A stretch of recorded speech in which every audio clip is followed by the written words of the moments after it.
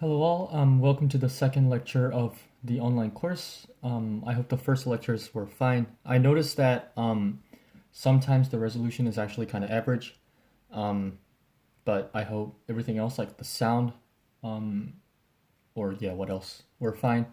The lighting somehow turns out to be, also turns out to be average if I take the videos at night. So I'll try to get a lamp or like a desk light or whatever in the near future. Without further ado, let's actually get started with the second lecture. So today what we're going to do is we're going to go over worksheet 13. And worksheet 13 is concerned with linear relationships. So linear relationships, let me write that down. So linear relationships. So I believe that in 130 and 131, you've actually covered some linear relationships. So let me quickly go over it again. So one way of noticing a linear relationship between y and x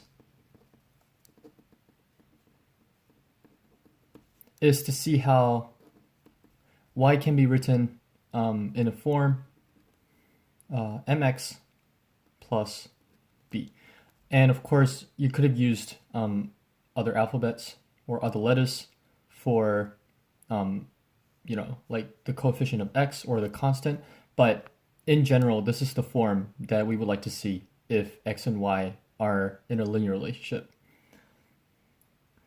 Yeah, so let's actually look at an example. So one of the examples of linear relationship, the easy one is, for example, if we have like 1, 2, 3, 4, and then if y is like 5, 7, 9, 11, then you can see that this is a linear relationship because you can write y in terms of, 2x plus 3. And of course, you can try to find this using the arithmetic sequence formula that we looked at. Speaking of which, you actually notice that linear relationships are arithmetic sequences. And that is true. Yeah, so basically, to see if two variables x and y are in linear relationship, all you need to do is to find an arithmetic sequence. So yeah, so this equation y equals 2x plus 3 actually comes from the formula a plus n minus 1. Let me write that down. A plus n minus 1 d, or something similar. In this case, n is going to be x. But yeah, this is the formula for the arithmetic sequence, and you can use this to find the equation y is equal to 2x plus 3. And looking at the form, you can see that this is indeed a linear equation. Yeah, so the key for today's lecture is for linear, find arithmetic progressions. All right, and we can actually have a closer look at this using an example. So let's actually look at question 1 from worksheet 13. So question 1. Let me just quickly read it. So it says a container of fuel dispenses fuel at the rate of 5 gallons per second. Okay, so 5 gallons per second. Let me actually write that down. Per second, or 5 gallons. I don't know what a unit for gallon is. Like, obviously I'm from New Zealand. We don't use gallon there. So 5 gallons per second. All right, and then it says y represents the amount of fuel remaining in the container,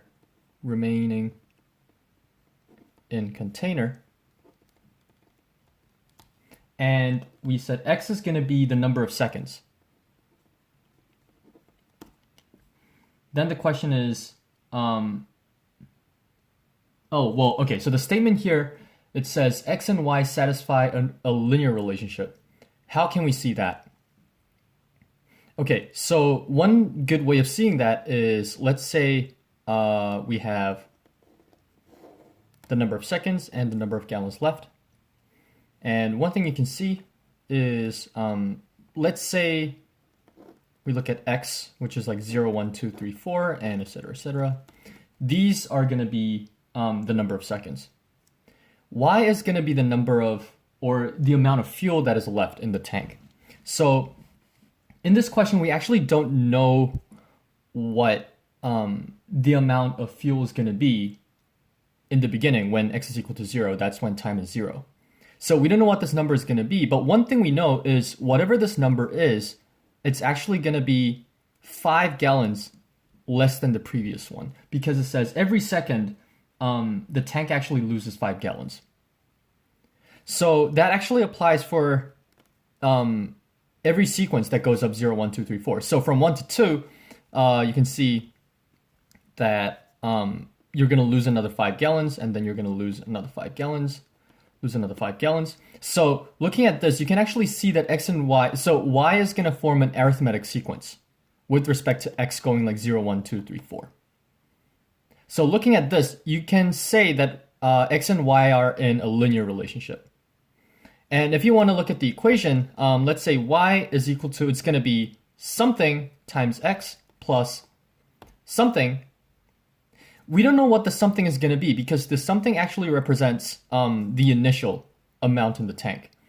One way you can see that is if x is equal to 0, then y is going to equal just this value. When x is equal to 0, it's going to be the initial value.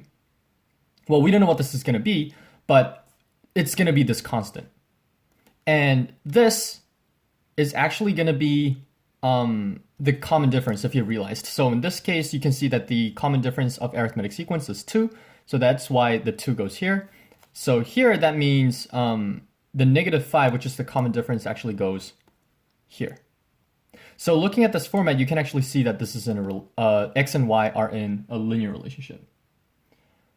Now the question says, in the coordinate plane, which looks somewhat like this, will the slope of the line representing that relationship have a positive, negative, or 0 slope? That is a good question. Okay, so the slope of the line. So you can calculate the slope of the line by this technique called rise over run. But what we're actually looking at is how much does y change for every change in x.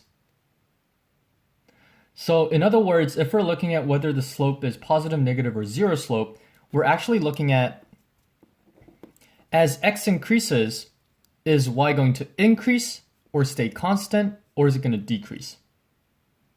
Well, intuitively, looking at the question says every second, the container is actually going to lose 5 gallons per second. So as x increases, we can see that the remaining amount, which is y, actually decreases.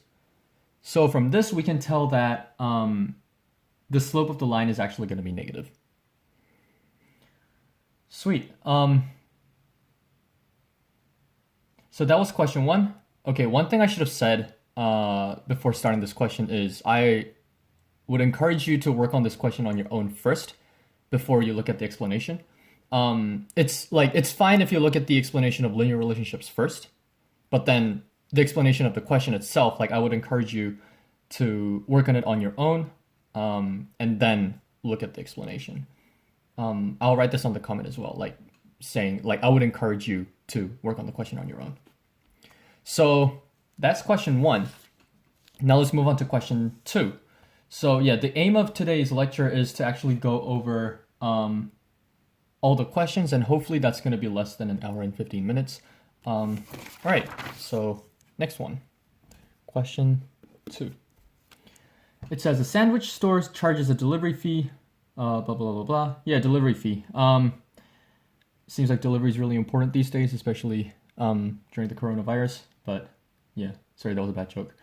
All right, so one office pays $33 for 4 turkey sandwiches. Okay, so 4 turkey sandwiches, let's say TS, 4 turkey sandwiches, charges $33. And another office for 8 turkey sandwich, you get $61. All right, so one thing you should notice is there's a constant delivery fee for the sandwich store, and then they have a cost for each sandwich, for each turkey sandwich. So the way to solve this problem is, again, before I go into more details, I would encourage you to work on this problem on your own first, and then look at this video. So let's see. Okay, so we said let's have a look at the table. So let's say X is the number of turkey sandwiches and Y is the amount that you need to pay. So we don't know what this is going to be, but we know that X is going to be 4 and Y is going to be 33. When X is 8, Y is going to be 61. Okay, so from here, once X increases by 4, you can see that Y actually increases by, you can do the calculation, it's going to be 61 minus 33, which is 28. So that means between 4 and 8, when you go up by 1, which is like 5, 6, 7, 8, once you go up by 4, you're going up by 28, which means once you go up by 1, for Y, you actually go up by 28 divided by 4, which is 7. So the common difference here is actually going to be plus 7. What does that also mean? If the common difference is plus 7, that means for each turkey sandwich that is bought, you will have to pay $7 extra, which means each turkey sandwich is actually $7. Okay, now the question is, how much does each turkey sandwich add to the cost of the delivery? We actually calculated that, $7. The question that is not on the worksheet that I want to ask you is, how much is the delivery fee then? Well, let's have a look. If the delivery fee was $0, then simply 4 turkey sandwiches is going to be 4 times 7, which is 28, right? But then instead of $28, this Anon is paid $33 instead. So how much is the delivery fee? $5. So knowing that two quantities are in a linear relationship, you can actually deduce these kind of stuff. Like, for example, how much each turkey sandwich is and how much the delivery fee is. Yeah, I would say this lies more on the difficult side, but I hope this question wasn't too bad. So yeah, that was question 2, and hopefully I can fit in question 3 in this video as well. Or actually, to be on the safe side, I'll leave questions 3, 4, and 5 for the next video. So this concludes the first video, and I will see you again in the next video.